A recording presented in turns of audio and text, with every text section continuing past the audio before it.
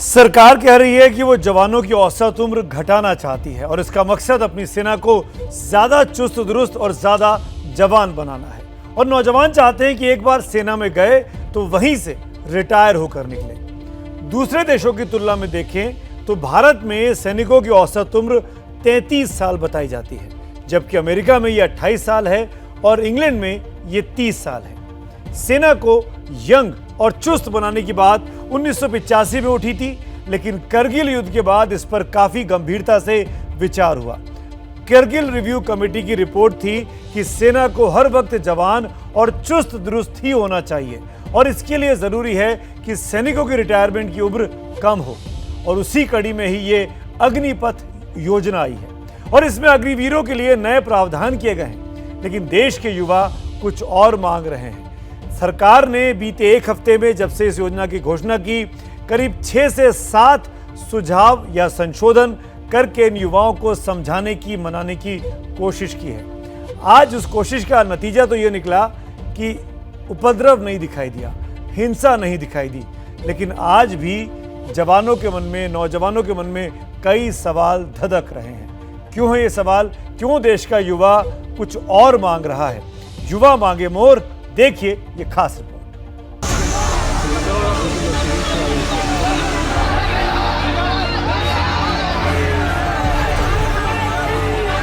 कृषि बिल वापस हो सकता है, हम लोग बिल वापस नहीं हो सकता है। हम तुम्हें डिप्लोमा देंगे, हम तुम्हें पुलिस में भर्ती देंगे, हम तुम्हें सीआरपीएफ में देंगे। जब तुम हमें वहाँ सैलरी दे सकते हो तो आर्मी में क्यों सैलरी नहीं दे सकते, ये बताइए ना। यहाँ ग्रेजुएट को जॉब नहीं, इन्हें कहाँ से जॉब मिलेगी यार? इतना अनएम्प्लॉयमेंट है इंडिया में। ये लॉलीपॉप देना है इनका काम।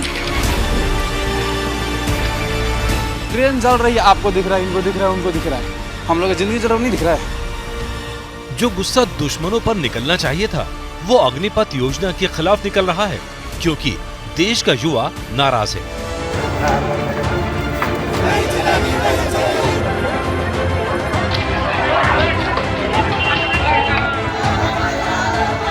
14 जून के बाद से देश भर में हिंसा हुई तो सरकार एक्शन मोड में दिखी। आग और न भड़के, इसीलिए 7 दिनों में 7 से ज्यादा ऐलान किए गए। 15 और 16 जून को कई राज्यों ने अग्निवीरों को सरकारी नौकरी में प्राथमिकता देने का ऐलान किया। 17 जून को केंद्र सरकार ने इस साल के लिए अग्निवीरों की अधिकतम उम्र की सीमा 21 से बढ़ाकर 23 की। 18 जून को गृह मंत्रालय ने सीएपीएफ और असम राइफल्स की भर्तियों में अग्निवीरों के लिए 10% आरक्षण का ऐलान किया। 18 जून को ही रक्षा मंत्रालय ने भी अग्निवीरों के लिए 10% कोटे का ऐलान किया। पत्तन, पोत परिवहन और जलमार्ग मंत्रालय ने नेवी के अग्निवीरों को मर्चेंट नेवी में 6 सेवाओं में मौका दिए जाने का फैसला किया। नागर विमानन मंत्रालय ने भी अपने विभाग की कई सेवाओं में नौकरी दिए जाने का ऐलान कर दिया। कोई किसी वजह से ये इधर उधर आसन करने की वजह से नहीं हो रहा, ये सब प्लान्ड था कि आज ये बोलेंगे कल वो एक्शन में बदली होगा, आज ये बोलेंगे कल वो एक्शन में बदली होगा। जो हमारी इंडस्ट्रीज हैं, 85 इंडस्ट्रीज ने बोला है कि हम इनको लेना चाहेंगे। ऐलानों का पानी गुस्से की लपटों को बुझाने में नाकाम रहा। विरोध की लपटें उठती रही। आखिर में तीनों सेनाओं के अधिकारियों ने 19 जून को दूसरी प्रेस कॉन्फ्रेंस की। बारीकियों को बताने, समझाने का प्रयास हुआ। कहा गया अग्निवीरों के लिए ओपन स्कूल से 12वीं तक पढ़ाई का विकल्प होगा, बैंक लोन का फायदा मिलेगा, सैलरी के साथ हार्डशिप अलाउंस मिलेगा, यूनिफॉर्म अलाउंस और सेवा के दौरान कैंटीन के साथ मेडिकल सुविधा मिलेगी। साल में 30 छुट्टी का प्रावधान होगा। हालांकि रक्षा मंत्रालय ने साफ कर दिया सब कुछ होगा, लेकिन फैसला वापस नहीं होगा। लेकिन सवाल यहाँ यह है, जब पता था 2 सालों से सेना की भर्ती रुकी हुई है, तो फिर अधिकतम उम्र सीमा पहले ही 23 साल क्यों नहीं रखी गई? कहा गया दूसरे मंत्रालयों में अग्निवीरों को पहले से आरक्षण का प्रावधान था, तो सरकार ने 14 जून को ही ये साफ क्यों नहीं किया था? योजना से जुड़ी बारीकियों को समझाने के लिए 19 जून को तीनों सेना से जुड़े अधिकारियों को क्यों प्रेस कॉन्फ्रेंस करनी पड़ी? इन सवालों का जवाब ये हो सकता है कि सरकार की तैयारी शायद पूरी नहीं थी। और युवकों से विशेष मेरी निवेदन रहेगी कि वो अच्छी तरह से समझें, ये एक सुनहरा अवसर मिल रहा है सब चीज़ें लागू हो गई हैं, सब स्पष्टीकरण हो गया है। जो मांग थी वो मांगें भी पूरी हो रही हैं।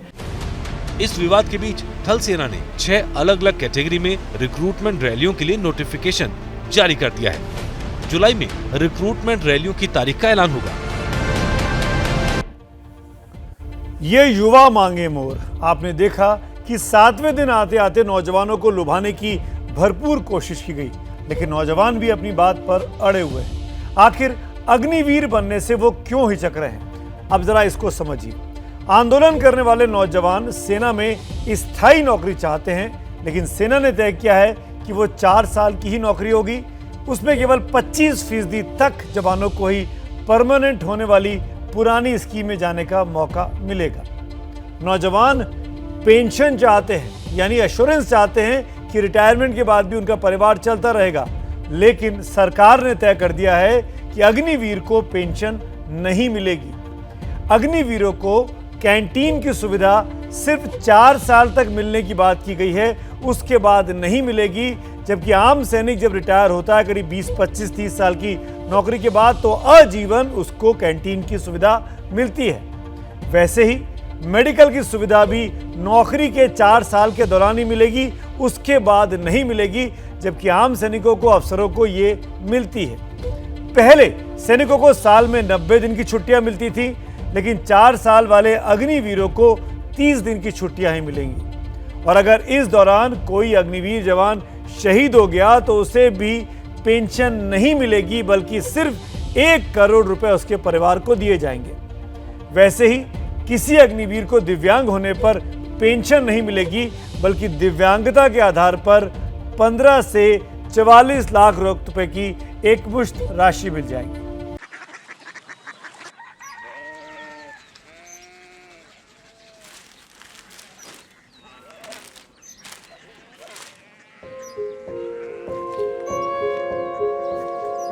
बाबा बाबा Korea city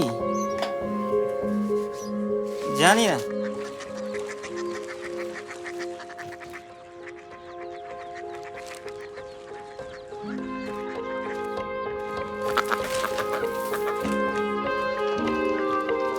Korea city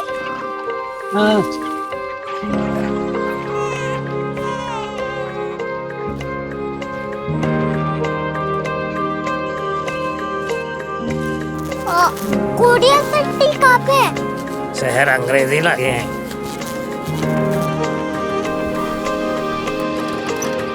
Korea city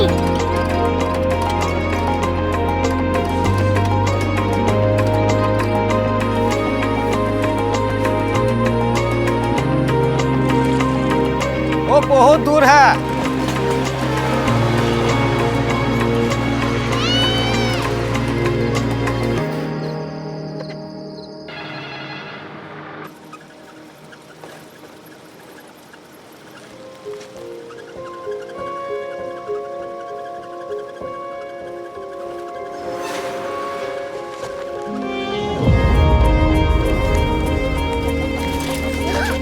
Korea city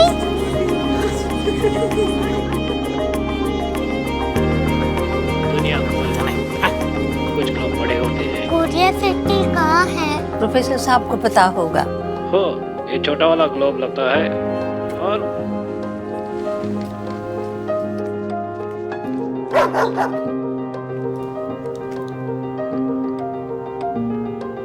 पता नहीं, मेरी बेटी से जाके मिल लो, शायद उसे मालूम हो।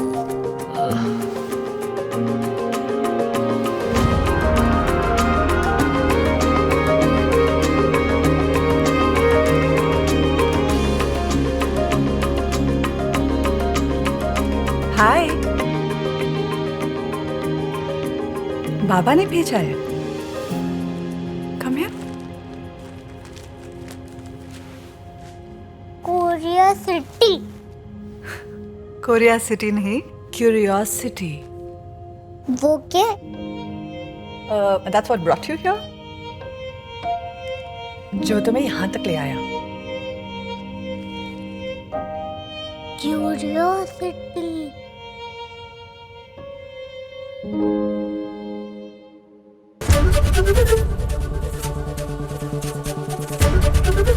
एबीपी न्यूज आपको रखे आगे।